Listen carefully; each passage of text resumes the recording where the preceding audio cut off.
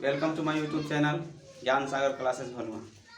आज हम लोग फिजिक्स के गति चैप्टर 2 का मतलब दूसरा भाग यानी कि दूसरा वीडियो देखने जा रहे हैं। इसके पहले वाले चैप्टर में यानी इसके पहले वाले वीडियो में हम लोग गति के बारे में पढ़ चुके हैं। तो उसमें हम लोग पढ़े हैं गति और विराम के बारे में। ठीक है, तो गति क्या होता है हम कह सकते हैं यदि कोई वस्तु किसी दूसरे वस्तु की अपेक्षा उसकी स्थिति में क्या हो कोई परिवर्तन होता है तो कहते हैं कि वह वस्तु क्या है, गति में है। अगर विराम वाले बात की जाए तो हम ऐसे कह सकते हैं कि यदि कोई वस्तु किसी दूसरे वस्तु की अपेक्षा उसकी स्थिति में कोई परिवर्तन नहीं होता हो तो उसे विराम में कहा जाता है। तो हम लोग पढ़ चुके हैं। उसके बाद हम लोग उसमें शायद पढ़े थे गति के प्रकार। तो गति के प्रकार कौन कौन से होते हैं? रैखिक गति, वृत्तीय गति, दोलनी गति और आवर्त गति। तो इन सभी चीजों के बारे में हम लोग पढ़ चुके हैं।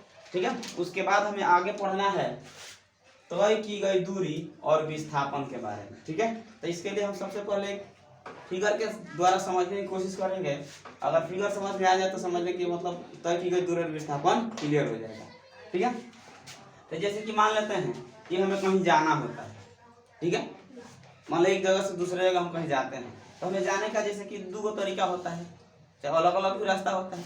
तो एक होता है शॉर्टकट, शॉर्टकट समझ में आता है। एक होता है पूरा घूम के जाने वाला, बात समझ रहा है। तो जैसे कि शॉर्टकट जो होता है कि डायरेक्ट हम सीधे वहां पर पहुंचे। ठीक है, तो जो शॉर्टकट होता है तो उसको हम क्या कहते हैं? विस्थापन कहते हैं। क्या कहते हैं? विस्थापन कहते हैं। और जो मतलब ऐसे घूम फिर के जाएंगे तो उसको क्या कहते हैं? तय की गई दूरी कहा जाता है। बात समझ में आया? जैसे कि मान लेते हैं इस बिंदु से इस बिंदु के पास हमें जाना है, समझ रहे हैं? यानी कि यह एक बिंदु है और ये एक दूसरा बिंदु है। ठीक है, तो हमें एक बिंदु से दूसरे बिंदु तक क्या करना है? जाना है। तो हम ऐसे ये डायरेक्ट हम यहाँ सीधे यहाँ पर जा सकते हैं। तो जब हम सीधे जाए इसको हम क्या कहेंगे?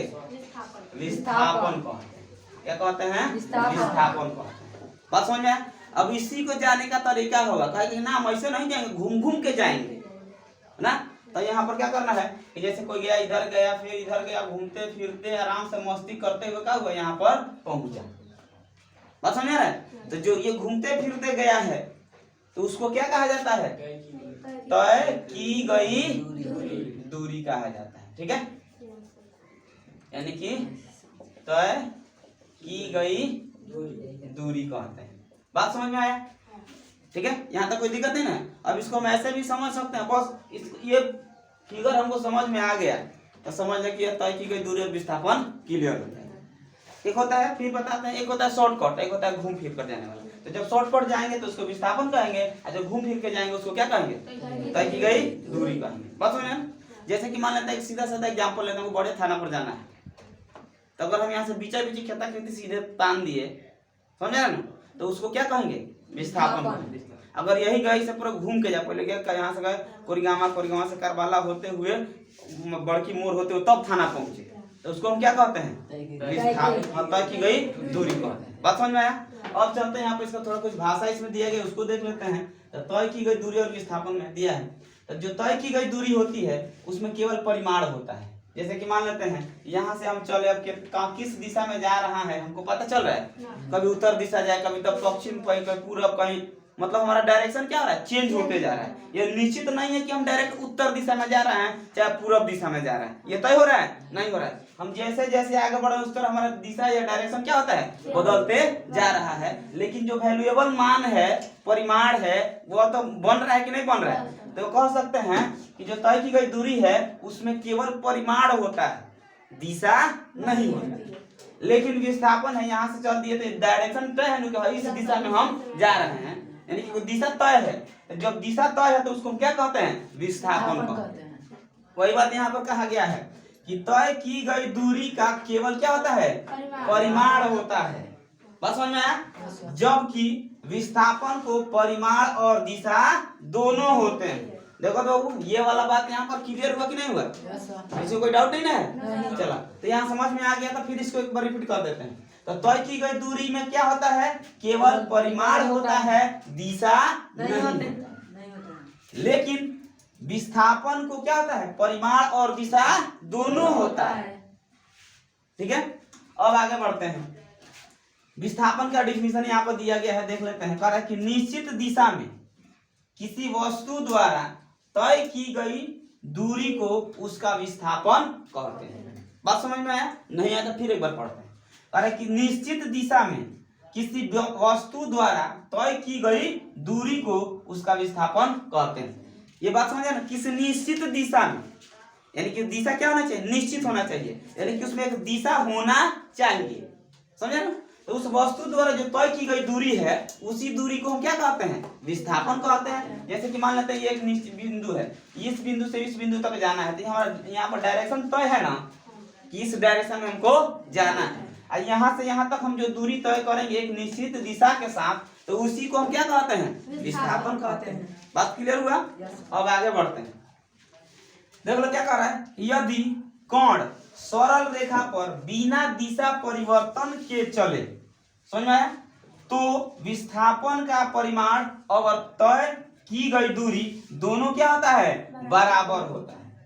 बात नहीं समझ में आया? फिर एक बार पढ़ते हैं। और एक यदि कण सरल रेखा मतलब सीधी, बात समझे ना?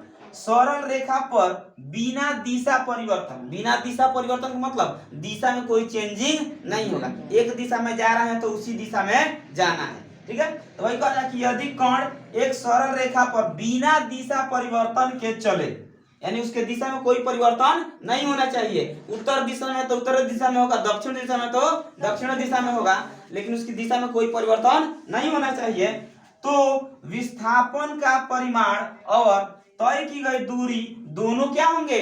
बराबर होंगे। बात समझ में आया? फिर समझ लेते हैं। कह रहा है कि यदि दोनों का दिशा एक हो, किसका? तय की गई दूरी और विस्थापन का, दोनों का दिशा क्या हो? एक हो, और उसमें कोई परिवर्तन नहीं हो, और वो दोनों एक सरल रेखा में चले, कौन?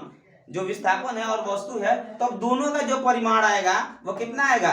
बराबर आएगा। बात समझ आ रहा है? जैसे कि मान लेते हम कहते हैं कि यहाँ से यहाँ तक हम जाएंगे, यानी कि इसी एक ही दिशा में जा रहे हैं, समझ में आ रहा है ना? तो दोनों का बात कर रहे हैं ये, जैसे कि विस्थापन अगर हम देखें तो यहाँ जितना विस्थापन होगा उतना ही ये तय की गई दूरी, दोनों का मान क्या होगा? सेम होगा। बात समझ रहे हैं ना?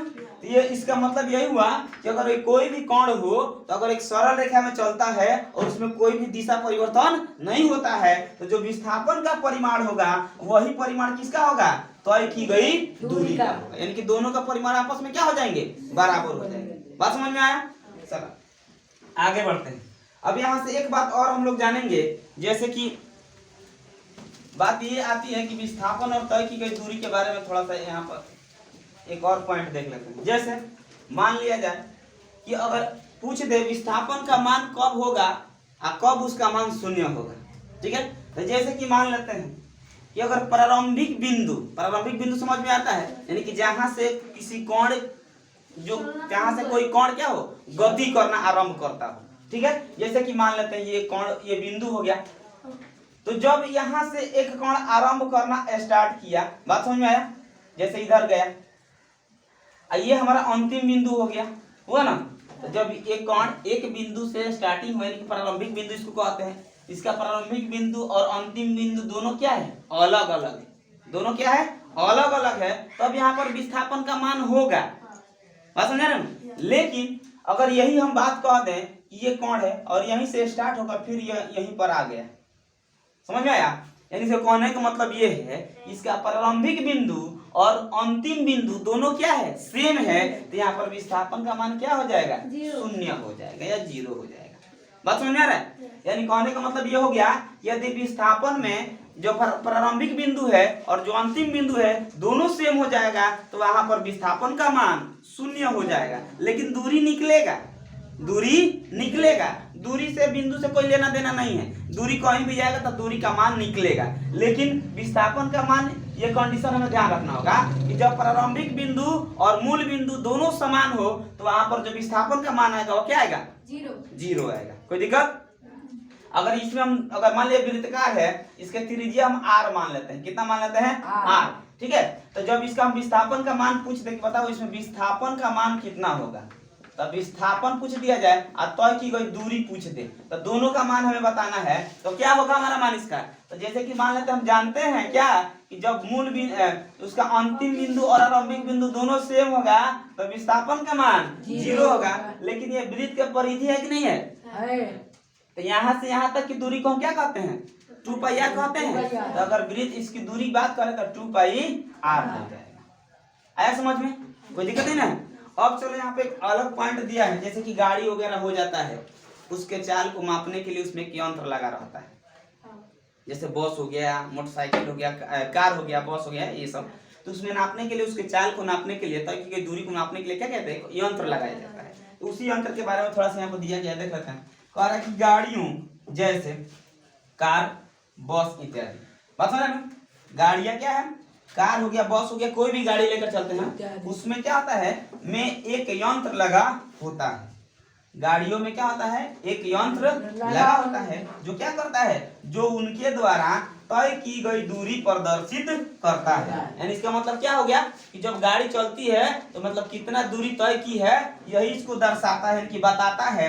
अब उसी यंत्र को हम क्या कहते हैं, ओडोमीटर कहा जाता है। क्या कहा जाता है, ओडोमीटर कहा जाता है। बात समझ में है ना। तो इसको हम ऐसे भी कह सकते हैं कि गाड़ियों जैसे कार, बस इत्यादि में एक यंत्र लगा होता है, जो उनके द्वारा तय की गई दूरी प्रदर्शित करता है। उस यंत्र को हम क्या कहते हैं, ओडोमीटर कहा जाता है। बात समझ में आया। अब आगे बढ़ते हैं। अब हमें पढ़ना क्या है कि सरल रेखा में, सरल रेखा पर विस्थापन। जैसे कि मान लिया, जिसको भी समझना है, तो सरल रेखा पर विस्थापन कैसे होगा। जैसे कि मान लेते हैं कि एक कण है, चाहे एक वस्तु है, जिसको मतलब प्रारंभिक बिंदु हम x1 मान लेते हैं। बात समझ रहे हो। और उसका अंतिम बिंदु क्या मान लिया जाए, x2 मान लिया जाए। और जो विस्थापन है उसको हम s से सूचित कर लेते हैं। ठीक है। तो जैसे कि मान लिया जाए, तो यहाँ पर दोनों के बीच का जो विस्थापन निकालेंगे, x1 क्या है, प्रारंभिक बिंदु है, और x2 क्या है, अंतिम बिंदु है। तो जब हम उसका विस्थापन निकालेंगे तो विस्थापन को हम किससे सूचित कर रहे हैं, यहाँ पर देख सकते हैं, s से। विस्थापन को किससे सूचित किया गया है, s से। तो s बराबर क्या हो जाएगा, x2 माइनस x1। बात समझ में आया। यानी यहाँ पर विस्थापन किससे निकाल सकते हैं, x2 माइनस x1 से निकाल सकते हैं। कोई दिक्कत नहीं सर। अब इसमें कुछ पॉइंट ऐसे है, इसको भी देख सकते हैं। कह रहा है कि विस्थापन से हमें दो बातों का पता चलता है। विस्थापन से कितना बात हम जान पाते हैं, दो बात जान पाते हैं। कौन कौन सी बात है उसको भी देख लेते हैं। तो पहला कह रहा है कि प्रारंभिक स्थिति से अंतिम स्थिति की सरल रेखीय दिशा दूरी क्या है सर। क्या, प्रारंभिक स्थिति से अंतिम स्थिति की सरल रेखीय दूरी क्या है। जैसे इसको हम ऐसे यहाँ पर देख सकते हैं, जैसे ये हमारा प्रारंभिक स्थिति हो गया, ये अंतिम स्थिति हो गया। तो जब हम विस्थापन निकालेंगे तो यहाँ से यहाँ की जो बीच की दूरी है उसका हमें पता चल जाएगा कि दोनों के बीच की दूरी कितनी है। किससे पता चलता है, विस्थापन से पता चलता है कि दोनों के बीच की दूरी कितनी है। बात समझ में। अगला पॉइंट देखा जाए, प्रारंभिक स्थिति से देखने पर अंतिम स्थिति किस ओर अर्थात किस दिशा में है। जैसे प्रारंभिक स्थिति से देखने पर, जैसे कि मान लेते हैं यहाँ पर हम देखते, यहाँ पर खड़े हैं और ये बिंदु यहाँ है, तो यहाँ पर हम देख रहे हैं ना, तो जब हम इधर देखेंगे तो हमें पता चल जाता है कि जो अंतिम बिंदु है वह किस दिशा में है।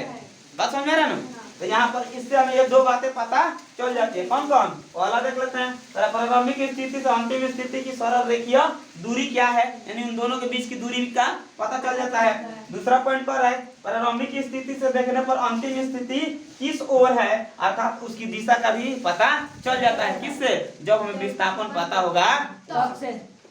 कोई दिक्कत।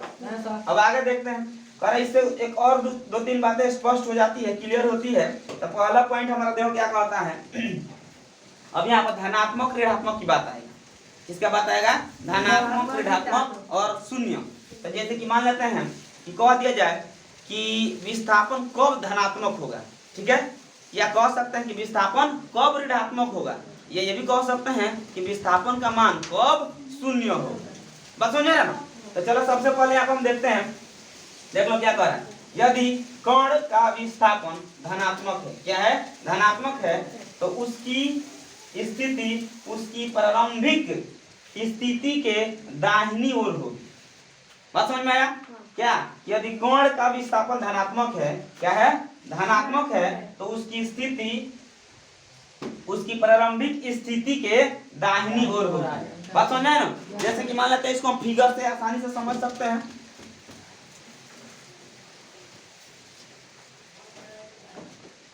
यहाँ पर दिया गया है, जैसे कि मान लिया जाए, ये ग्राफ के माध्यम से समझ लीजिए, ये हमारा बिंदु है, ठीक है। अब देखो यदि कण के विस्थापन धनात्मक हो तो ये हमारा प्रारंभिक बिंदु है, यहाँ से चलना है, समझ रहे। तो प्रारंभिक बिंदु उसकी स्थिति प्रारंभिक स्थिति के दाहिनी ओर होगी, किधर होगी, दाएं साइड। तो समझ लेना कि यहाँ पर विस्थापन का मान क्या है, धनात्मक यानी पॉजिटिव है, प्लस में।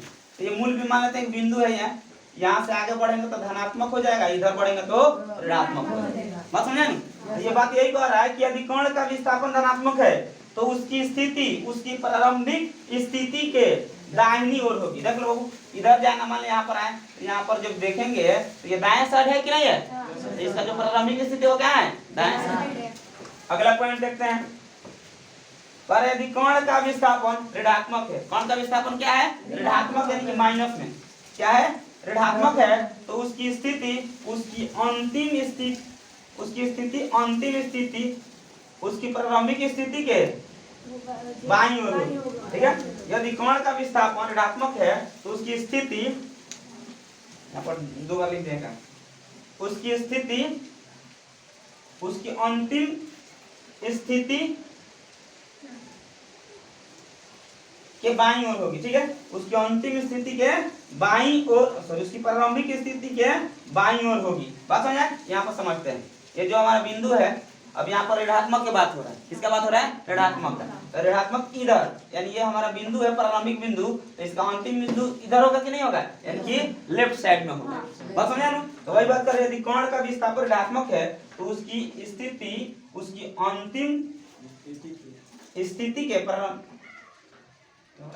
उसकी स्थिति अंतिम प्रारंभिक स्थिति के बाईं ओर होगी, यानी कि अंतिम स्थिति है वो प्रारंभिक स्थिति के बाईं ओर होगी। बात समझ में आया।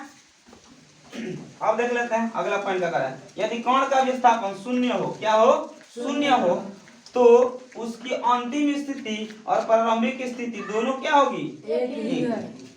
बात समझ में आया। यानी कि कहने का मतलब ये है कि जब दोनों की स्थिति एक हो, किसका किसका, अंतिम हो और प्रारंभिक, दोनों की स्थिति एक हो, तो वहां पर जो विस्थापन का मान आएगा वो क्या आएगा, शून्य आएगा, जीरो आएगा। बात समझ में आया। नहीं समझ में तो एक बार शॉर्टकट में ऐसे भी देख सकते हैं, जैसे कि मान लो कह दिया जाए कि यदि विस्थापन धनात्मक कब होता है, विस्थापन धनात्मक कब होता है, जब यानी उसका जो मूल बिंदु यानी प्रारंभिक बिंदु से दाईं तरफ होगा तो धनात्मक होगा, और बाईं तरफ होगा तो ऋणात्मक होगा। यदि दोनों का मूल प्रारंभिक बिंदु और मूल बिंदु दोनों समान हो तो वहां पर क्या हो जाएगा, शून्य हो जाएगा। बात समझ में आया। यदि आपको यह वीडियो अच्छा लगा हो तो लाइक करें, कमेंट करें और अपने दोस्तों में शेयर करें, और मेरे चैनल को सब्सक्राइब करना ना भूलें।